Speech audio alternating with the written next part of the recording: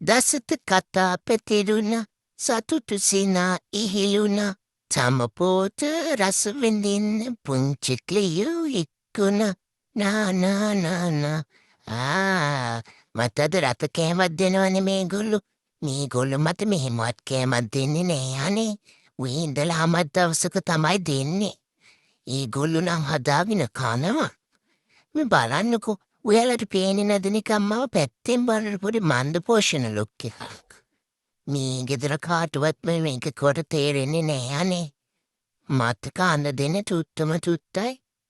බලන්නකෝ දැනොත් මේ බෝල ටික උඩද දයින්නේ නැතු දෙන්නකෝ අම්මේ. බාන්න මම පැත්තෙන් බලද්දි කැතයි බානමයි කටින් කෙල්ලත් දෙනවනේ අම්මේ දෙන්නකෝ. දෙන්නකෝ මට තම පොත. කෝ දෙන්න. අයියෝ බින්ගෝ අයියෙත් බලන්නේ නැති වසලැජ්ජාවක් වෙන්නේ. බෝල ටික ඇතිනේ දැන් උඩද පුදුම රටක් මේ තියෙන්නේ. මේවා කන්න ඕනේ. ඒකට තමයි අපිට අවශ්‍ය ජාවේ බලේ ශක්තිය ලැබෙන්නේ. ඒක මේ ගෙදරට තේරෙන්නේ නෑනේ. ඩොක්ටර් ආන්ටිටවත් තේරෙන්නේ නෑනේ. මට මේ හොඳට කන්න බොන්න ටික දිලමන් ටික ලස්සන වෙන්න හදන්නේ.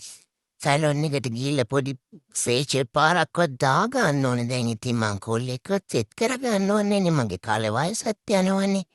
දැන් මට බ්ලොග්ස් දාන අයියලා එහෙමත් ඉන්න පුළුවන් නේ. මේගොල්ලෝ මේ මාව කැතටම නේ තියන්න හදන්නේ. කන්නවත් උත්තක්වත් දෙන්නේ නෑනේ. අයියෝ මන් දන්නේ